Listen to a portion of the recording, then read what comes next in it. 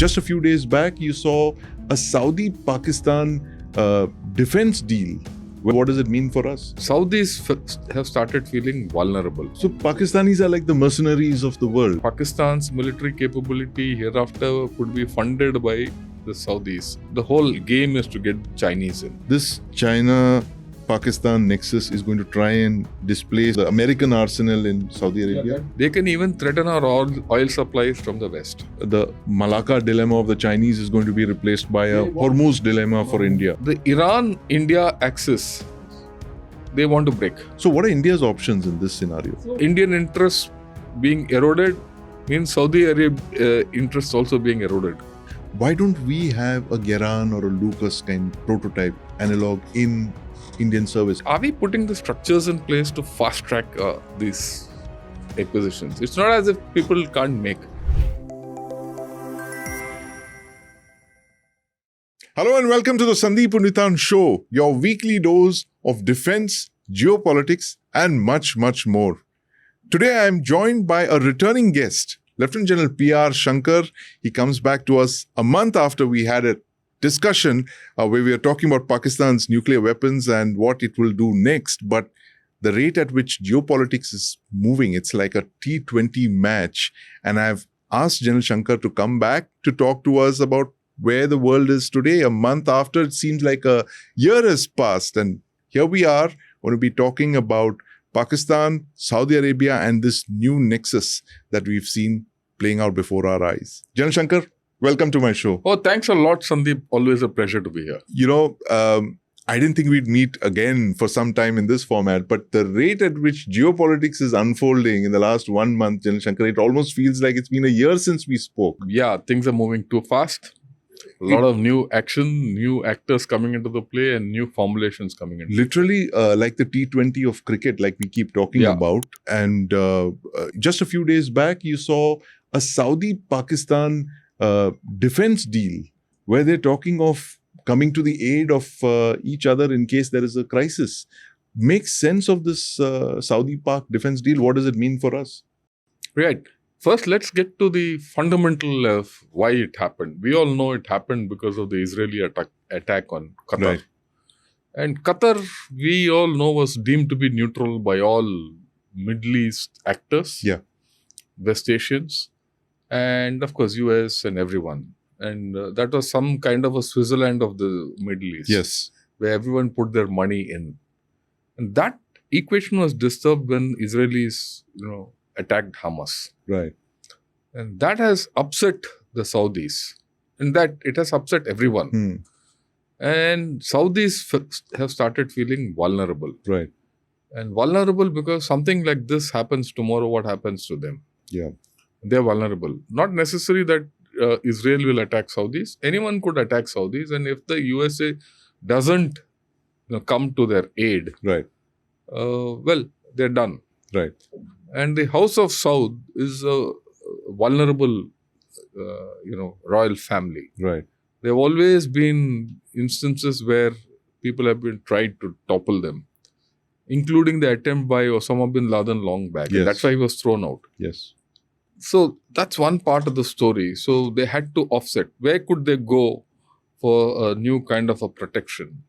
They couldn't go back to USA, obviously, because they felt let down by the USA. Right. They couldn't go to the Chinese because there's no equation with them on this thing. They can't come to India. They had to go back to Pakistan. Right. And now, if you remember, they had to go back to Pakistan on many counts. Right. There's a force, a Pakistani force with their ex-chief, Rahil Sharif, who's already sitting in Saudi for a long time. And he is advising the Saudi government for this multinational force which they've cobbled together to fight the Yemenis and the Houthis in particular. So they found there's an arrangement existing.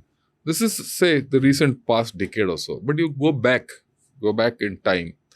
I mean, everyone knows, what Ziaul Haq. He was a tank brigade commander, Pakistani, and he went and killed off about 25,000 Palestinians and all in Jordan and all that. Black September thing. Right. 1970. So there is a long equation between the Arabs and the Pakistanis. So they had to go to Pakistan. Right. Now, Pakistan has the capability to fight. Let's not have doubts about that. And Saudis have the money. Right. Saudis can't fight. Pakistanis can fight without money. And they don't have the technology. So you leave it to the Pakistani ingenuity, throw the money at them. They'll get the fighting effort and they'll get the technology in to, handle the whole thing. Pakistanis are like the mercenaries of the world. Yeah, right? they're the mercenaries of the world. Right. And also, here, Saudis are very clear. Who are the enemies of Saudi? Right? The first is the Houthis. Right. Second is the Iranians. Right. And third, to a certain extent, the Turks. And fourth, Israelis. Israelis, I would say, are the last. Right. The practicality of the whole story, Israelis are the last. After all, they were on the verge of signing the Abraham Accords and all that. So, who are the best fit to serve this purpose? Pakistanis. And Pakistanis are weak and they want to fight and they're trying to recover and all that. And to an extent, Pakistanis are acceptable to US also. Right. Because of newfound love between Pakistan and USA. Yeah. I think there's a game going on. There's a great game 2.0 going on for sure, General Shankar. But this the Saudi-Pakistan deal, what does it mean for India? Does it mean that Saudi Arabia is going to come out in favor of Pakistan in case there is an Operation Sindoor against Pakistan, which is ongoing? See, physically, Saudis can do nothing. Right. Okay, militarily, Saudis cannot come to Pakistan's aid. But they have the fighter aircraft, they have the hardware, they have cash. That can't come in a hurry. Right. It can't come in a hurry. It's a matter of pilots and this and that. But you have to look at it beyond this. So, Pakistanis at this point of time can go and support Saudis militarily. Right. The reverse to happen, you have to look at it beyond the immediate. Yes. The Saudis can fund and bankroll Pakistan to develop capabilities. Right. And this capabilities, they can acquire technology through it. They can acquire technology from China. They can acquire technology from Turkey. They can acquire technology, the Pakistanis, right, from USA. And they can do it even from Russia, given a situation. Or anyone else who's prepared to sell arms and technology to Pakistanis for a price. And the Pakistanis have the capability to put it through. Right. When that is developed, right, it's not necessary whatever the development takes place all goes to South. Right. So a lot of it will be residual left in Pakistan. Right. So you're looking at a scenario where Pakistan's military capability hereafter could be funded by the Saudis. Don't look at it today's threat. Look at it, say, 5-10 years ahead. And plus the fact that missile program can get kicked off again. So you're looking at, if you look beyond the immediate, then Pakistan actually will be, it feels it's sitting on a pig's back.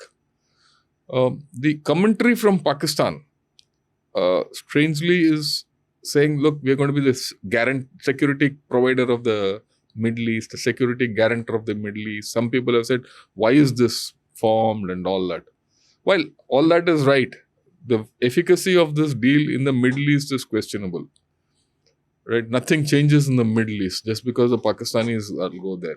But it changes for us. It changes for us, as you mentioned, Yeah. the Saudi backing for bankrolling Pakistan military. Right. That is something which we have to look not in the immediate term, but in the long term. Right.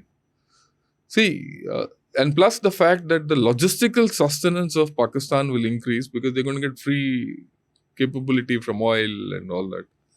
So, hitherto we used to, a lot of analysis, Pakistan can only fight for 5 days because they don't have FOL beyond that. Right. That will completely go away now. Plus, if they get money to buy fighters and jets and missiles and all that in the name of this deal, their capability will go up. And the Chinese are more than happy to spend all this because the Chinese see a market which can sideline US. Saudi Arabia being that market. That's a fascinating take, General Shankar, because, as you remember the last time you were here, we were talking about what will Asim Munir do next. He's done it. And he's done it. Yep. And this seems to be his, we were thinking of a nuclear, I asked you that question, if you remember, will he test a nuclear weapon? But he has not tested, as you correctly pointed out, he would not test a nuclear weapon, but he's done something else. So what happens is, with this whole story, he will expand his non-nuclear conventional capability. Right. In the name of developing it for Saudi Arabia. Right? And maybe developing a missile force for Saudi Arabia or something like that. The Saudis have Chinese missiles. They have Dongfeng 2s. But they are not at this point of time useful. Right. Look at the next generation. Shaheens, you think? Whatever. So he can sell all these, Saudi can get. And the Chinese are more than happy to give it, because already there's chatter in China that what can we sell to this whole story. But Saudi Arabia's arsenal is primarily American, right? All their fighter jets and their ground systems and all that. Are you saying that this China-Pakistan nexus is going to try and displace the Chinese, the American arsenal in Saudi Arabia? Yeah, that's the idea. And Saudis are big spenders on defense. You see Mohit Purzada's show, in which I think the chap, Lieutenant General Tariq Anwar or Tariq Ahmad, he spoke. Right. He's made it very clear there that the whole game is to get Chinese into Saudi Arabia, into Pakistan, Saudi Arabia, right? Then involved in them. So the CPEC corridor extends into Saudi Arabia, and then slowly get the US away. It's not going to be easy. Yeah. Because the US has complete control over the Saudi area, the Middle East. Yes. Just to give you an equation, in this area, China has one base at Djibouti. Yeah. Okay. And whereas USA has got about 17 bases. Yes. Plus their main strike carriers are here and all that. Bahrain, Qatar, all over. At this point of time, it's going to be very difficult. But then knowing Pakistanis and knowing Saudis, there's a very clear attempt. Knowing the Chinese, right? So this is the danger for us. Right. Of the Chinese influence growing there. Pakistan becoming militarily stronger. To the extent that the Chinese feel that if this Gathbandhan goes ahead and the Chinese have their forces present rightly, and if Saudi Arabia can be influenced, they can even threaten our oil supplies from the West. Our oil, India's oil supplies flowing in from the Gulf. From the Gulf. Though they know that India is not completely dependent on Saudi Arabia and the Middle East otherwise. Right. They also know that we are with Russia and we are all this. We've diversified our oil basket. We must understand. You see, the Chinese, in fact, today morning I read this in guancha.cn. That Chinese author, I'm forgetting his name, was arguing that, look, we feel vulnerable because India can close off the Malacca Strait. We have to do something to ensure that the oil supplies to India get cut. Right. There's a scenario. They feel that the China-Pakistan axis presents them an opportunity. Not China-Pakistan axis, sorry. The Saudi-Pakistan axis gives them an opportunity to do this. Right. And even if 25% of our oil is constrained during the next war or the next cycle of operations or whatever, or next conflict, then they've achieved their aim. So you're saying that the Malacca dilemma of the Chinese is going to be replaced by a Hormuz dilemma for India. Hormuz and Red Sea dilemma for India. Bab al-Mandab. Yeah. Right? But they also feel that the Iran-India axis, they want to break. See, one of the worries of Saudis and this thing is, look, India and Iran are quite friendly, notwithstanding the fact that Saudi Arabia and India are developing the relationship. So they want, the joker in this entire pack, in this entire story is Iran. Right. How will Iran act? And Saudi have their own strategy of dominating the Middle East. The Middle East politics is guided by the triangle of Turkey, Saudi Arabia and Iran. And this deal actually strengthens Saudi Arabia. and all that. And Trump has shut our access into Iran. Chabahar, I was going to ask you No, that. look, that I think is negotiable still. It's on the table. It's on. Look, he's not shut any access. He's threatened sanctions. Sanctions, right? yes. He's put sanctions. Nothing is off the table. And if we know, we read our things right, we need to draw our own lines. That I leave it at this point of time. Right. But we need that access into Iran. Right. And we are not going to give it up. We shouldn't give it up. If we give it up, we have bent our knee. Right. And I don't think, after all, we have put money and we operate a port and that's our lifeline into Afghanistan, Yeah. So many things. And Trump, is taco. So we should be a little easy about it. We should know the Middle East, this thing. The counter to what I have said already. I mean, I've given you a scenario, but there's a counter to it. How does Pakistan handle Iran? If all this is going bale, Pakistan has a problem in its backyard. Right. How does Pakistan handle USA? After all, day after tomorrow, Trump and Munir meeting at the UNGA, right, along with Shahbaz Sharif. Yeah. So if all those meetings are happen, USA is not a fool, right, to let the Chinese get in. Right. For all this entire story might be spun out by USA itself to give a shut-up call to Israel. Right. The games are hell of a lot in this. That's why I said the games which are there are something which you have to be very careful and watch. Right. And the next question is, you see, a lot of people focus on Israel and its ability to harm any kingdom here and all. Israel is not a ground-based power. Right. It doesn't go around invading people. Yeah. It doesn't have an army that's capable of invading. What it has is air power. Right. Right. And that air power has to be countered only by Pakistani air power. Right. But does Pakistan have that air power? Because Pakistan is fundamentally a defensive air power. Right. So for it to become offensive and start hitting Israel and all, it has to have a hell of a lot. Right. Which I don't think Saudis also can afford at this point of time. I mean, one is, it's not only a matter of affordability. Such capabilities don't get built overnight. It takes years of the Israeli pilots. And the only one who will give them that capability to develop is China. Oh, no, the Chinese. China. Americans won't give. Americans already have their own equipment there. Right.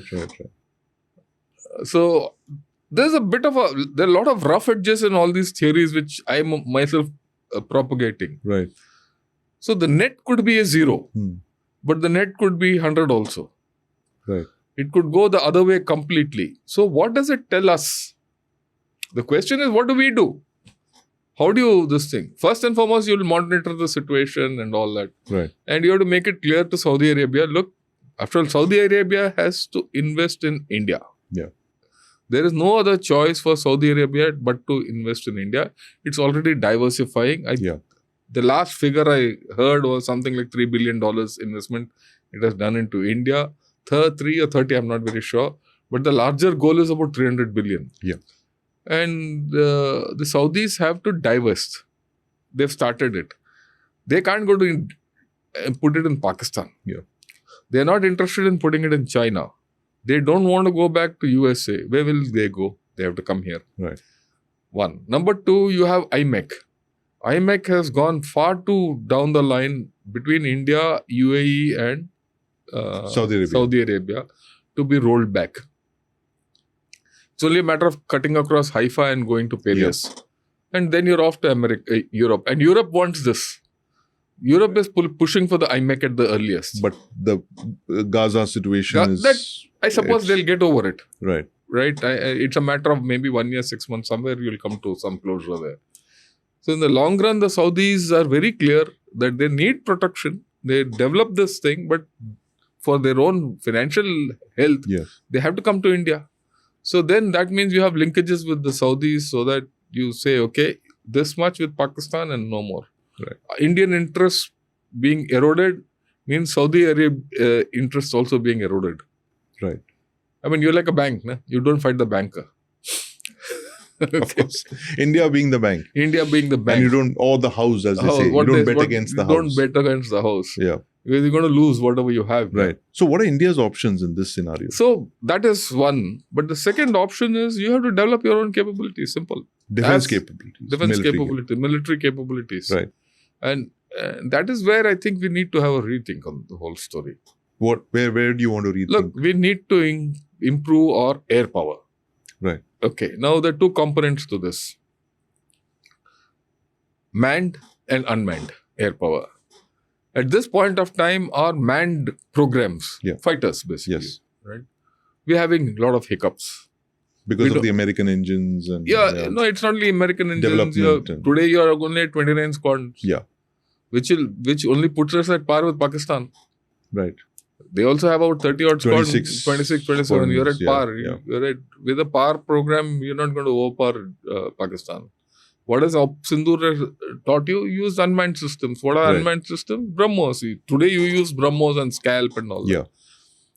So increase your ground-based thing. Get new technologies. Get ramjet systems. And, extend your ranges with homegrown technologies, which you can. Right. You have to think orthogonally. If you do serially, go to DRDO, they'll do 20 years, 30 years. Karte raho aap. Do think orthogonally, develop new capabilities, and that's one. The physical capability of hurting Pakistan through missiles. Right. Jumpstart them. In the meanwhile, keep going ahead. Deal with the Su-57, which already we are doing. Deal for this new, this 116 Rafales. Everything is on the table. Nothing is, I think somewhere the government of India and the Air Force is doing the right thing. We might, there's no point in looking back and saying, oh, you didn't do this and all. But what do you do ahead? Right. You remember we used to talk, why are you getting 6-7 guns at one point of time? And I told you 6-7 types of guns. Types of guns. And I told you, look, one is a hedge against the other. If one program fails, at least the other will succeed. And my opinion at that time was, out of 7 programs which we had in artillery at that time, if even 2 succeed, you've broken a hoodoo, because before that the Bofors was... You had nothing. We had nothing. 84 was the last purchase of Bofors. Suddenly from 2015 to now, 10 years, you had 7 guns entering the service. Right? So you change the paradigm. Now you're self-sufficient, you're modernized, you have BrahMos coming in, you have Pinaka coming in, you have a whole lot of things which are okay. Similarly, attempt 4 different channels, which the government is doing at this point of time. They're looking at 414 engines for AMCA, 404 engines for Tejas. Then you're looking at Su-57. I believe the Russians are coming in and inspecting the MiG factory. Then you're looking at Rafale. You're already looking at the Rafales for the naval version. All this. So somewhere, even if you get 2 programs going, you are up. But that will take 8 to 10 years. What do you do in the interim? Missiles and drones. Missiles and drones. I have a question, General Shankar. We've been talking about how the Russians have been acquiring the Geran. The Iranians have the Shahid 136. Even the Americans have adopted that same identical technology. They're calling it the Lucas, I think, low-cost unmanned systems. Why don't we have a Geran or a Lucas kind prototype analog in Indian service? And why are we not building it in thousands? That's an anomaly. We have to stop, think differently. It's not that officers and our leaders, military leaders, or our national leaders don't want that to happen. But are we putting the structures in place to fast track these acquisitions? It's not as if people can't make. Nothing. But our procedures, our democracy, and our, the MOD itself, you have to restructure that. If you don't restructure what our capability building mechanism, you will continue at this rate. You can make technology, you can get this thing. You can get all technology through startups and all that. But all in penny packets. Yeah, I'll give you an example. This was in 2017-18. And that was the time when we started talking of these new disruptive technologies like AI and this and that and all that. And I still remember I gave a presentation in the Manaksha Center in an ATB event, Army Technology Board event. That hall was full. Nearly 1,000 officers and officials from wherever, different walks of life. So someone asked the question, who do you think is the best, which is the best way of inducting all these new technologies, right? And unison, everyone spoke, this has to come from academia and startups. Right. 2000, way back, 17, 18, 19. I'm 18 or 19. Right. It was a resounding thing. And I felt chuffed because I was sitting in academia by then. Right. I thought this is the way forward with startups and this and that and all. Oh, 7 years has gone by. We still say academia is to deliver. Startups are to deliver. We are still doing seminars. We are doing seminars. We haven't moved forward from We have not moved forward. We've got IDEX and this and that. So has it changed the way we are fighting wars? Has it changed your capacities? Are you, okay, if 7 years is a gestation period, and by now you should be in the age of people delivering loitering ammunitions to you, and deep attack craft, and ability to look in the eye or look from the sky, drone surveillance. Are we doing all of that? Look, we all talk of it. Have we got the capability to do so? Or have we put in actual, is it in the process? We're still doing seminars. So, but we have done a lot, Akash Tir and all that. IICCS too, we have done. But I think we need to do much more. Have you used AI for all this? We have to ask ourselves a question. Why is a guy developing AI for Amazon when he's not developing AI for, my loitering systems and manned and unmanned systems? Right. Are we using AI? Everyone talks of AI, but are we actually got programs on ground? Do we have a system to do multimodal fusion?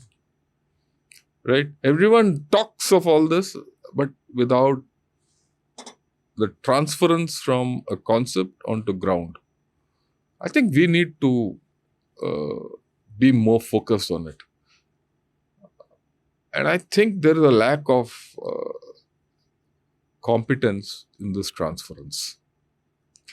It's the competence of the individuals who don't understand these technologies, who only read these technologies in glossies and can't convert it into ground.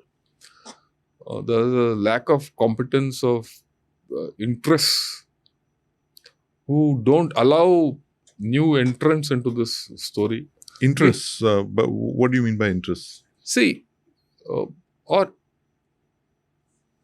established structures, the government structures, are not tuned to these technologies. Because they're disruptive and No, they'll disrupt them first. Right. Okay, they'll be disrupted. Right. So they don't want that to happen. So who's to bring this if this is the... it's the it's user. a bleak scenario. It's a user. Which is the armed forces. It's the armed forces who have to do this. Right. And they have to break rules, regulations and form new ones. Right. It's our bureaucrats. Right. If the bureaucrats feel that India has to change, it will change. If it does, they feel no, it will not change. It's the bureaucrats, it's the junior level, the mid-level, junior level, bureaucracy, right. military, who have to get a paradigm thinking. If you do the same thing again and again, you will get the same results. Right. If you have failed in doing anything so far, continue doing the same thing, you will continue failing. So I started by giving this T20 analogy. We often invoke that, given how quickly events are changing in the world around us. Are our responses on a T20 scale? Are they on a one-day international match scale, or are they test match? Where would you put it? We are not sure what we are playing today. We want to play T20, right? But we are not playing T20. Right. We want to dominate one-day game. We are not playing the one-day game either. Right. We would like to be the best test team in the world because that's the ultimate thing. Yeah. Right? We don't have the structures to get the best team in the world. In fact, I'll take an analogy. Okay. Now that you said T20, one day and test team. You go back 15, 20 years back. Maybe even 25 years back. What was our test team all about? What was our one-day team all about? And what was our T20 team all about? They were ordinary. Anyone on a good day they would win, on a not so good day they would lose. Right. And a common thinking that you always got into snatched defeat from the jaws of victory. Right. Indian team at the crunch. But over years it has changed. Yeah. The players have changed completely. They are no longer. I don't think the players have changed. Right. It's the structure of the BCCI which has changed. Right. Lot of people curse the BCCI for what it is. There are a lot of problems. But one thing we should grant that this BCCI, they have transformed everything. Today you have T20 things going on, Dindugal Tigers. Right. Right. What is it? In some, second tier, third tier cities have, T20 tournaments. The talent pipeline. Talent pipeline is opened up. If he does well in Dindugal Tigers, tomorrow he'll do well for the Tamil Nadu team. Right. Tomorrow he does with the Tamil Nadu team, he goes to the IPL. From IPL, he jumps into, all that. And that pipeline is now, just in 2 years, he's up and playing test level. So, to give an analogy, to use that cricketing analogy for the defense ministry and the military of India, what would be the comparison here? You need to have startups coming with solutions. Right. And you need to have, these startups going to battalions and units. Don't you already have that happening? We don't have that in enough quantity. Right. They have to sit and innovate there and give solutions there. Right. Very simple. Take a gun. Yeah. It needs cleaning, maintenance, that, and running the unit. It needs, a lot of technology in. It has some technology. It needs more. Why wait for someone to give anything? So you put a young guy on an internship out there. Right. Tell him, okay, with the unit CO, come out with something which is better for your unit. Right. Let him produce it. Whatever. It might be a simple thing, small thing. It might be 3 small things. Yeah. And get another guy to integrate it. 4 youngsters going and, it might be just, automating your cooking. Right. Get technology in, right? And enable that CEO to spend some money to get these small technologies in. Right. Through a program. One good breakthrough can be adopted in a brigade and take it up. Right. So you have to have mechanisms to do this. To embed startups into and then the thinking. And then the units start thinking. And, use the innovativeness of our men. We think technology is so great and all, and, our men are not technically qualified. I'm completely against this thinking. Think back, 1984, Bofors gun. When it came, it was the most advanced technology of that era. Yes. It was handled by our Jawans, who are considered to have, 2 right feet and 2 left hands. Right. With no technology in between. We did so well with that gun, and we fought Pakistan and defeated them in Kargil. Right. So our men are very good at it. We don't understand this capability. We are not tapping it. Why? Because making technology doesn't go to them. Right. Another,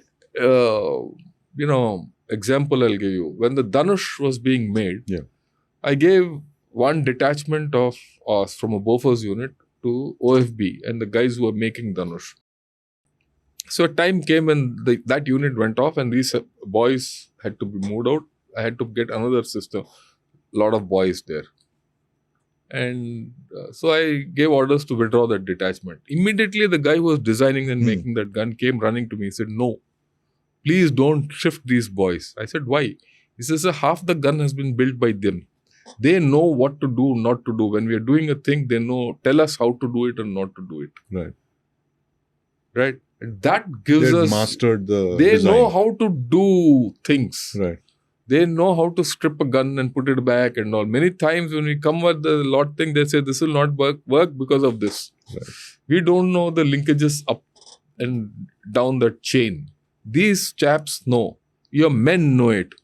So, as per him at that time, 30% of the development of Dhanush was because of that this detachment we had given. Right.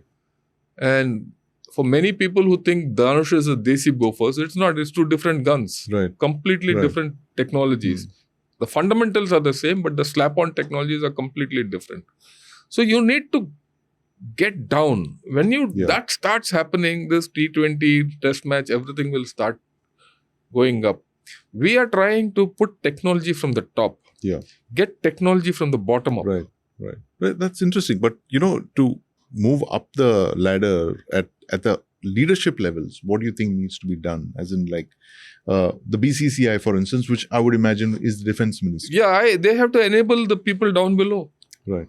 You have to create those, small leagues down below.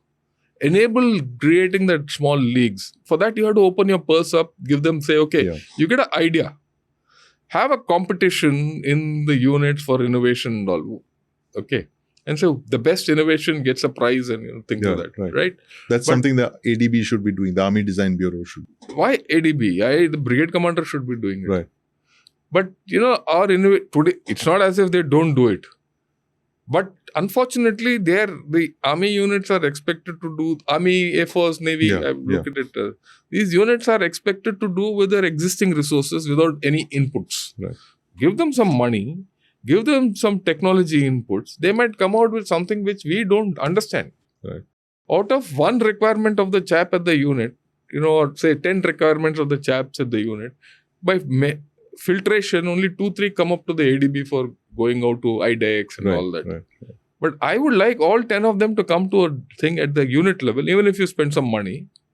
And then maybe you will get something very good which can proliferate across the units for long-term adoption. Right. There's so many things. We need to encourage that. Innovation has to be just not a matter of what the young chap at the bottom does. Right. It is enable that guy to innovate. Same BCCI analogy. The BCCI enabled the district level and state level leagues to flourish. Right. Let that flourish. Right. Let that start going. When that happens, things will, you might make mistakes. You might lose some money. It doesn't matter. One day you'll succeed. You don't do it, push everything from the top, keep holding seminars. We'll keep holding seminars. We have to go down and enable the young minds at the bottom of the pyramid. Again, an economic analogy. There's thing called, there's money at the bottom of the pyramid. Yes. Right? So there is value at the bottom of our pyramid in the armed forces. Right. Which is the field formations. Field formations. And we have to tap them. Remember, we have not lost a war so far. Why? Our men have innovated, our lower commanders have innovated and fought with what they have so well. If they can fight so well, why can't they innovate so well? Right. Absolutely. Fascinating. I mean, this is a completely new way of looking at things, General Shankar. But, in conclusion, I have to ask you this again about the kamikaze drones, the loitering munitions, which other countries, like I said, are building on scale. I mean, the Russians, they're building it in the tens of thousands. The Chinese, the Americans. Ukrainians. And the Ukrainians, of course. They build it in the front line. Why are we not building them in the numbers that we need? Like I said, it's not delegated. I mean, you look at Ukrainians, there are n number of stories. Yeah. Every battalion has its own little factory to make drones in the front line. Right. That's what we need to do here. Yeah. That's what I said. Delegate a lot to that, CO or the squadron commander, the ship. Give them money, give them the technical wherewithal. They'll come out with their solutions. Right. And they'll fight. They have to fight, they'll fight. Some of them will be widely applicable all over. Some might be applicable only to a unit. So be it.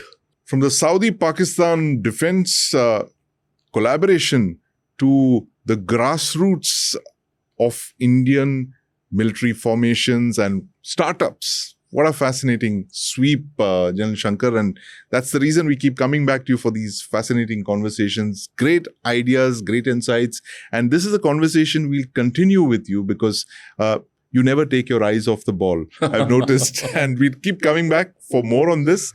Thank you for joining me. Thank you for your thoughts and your time.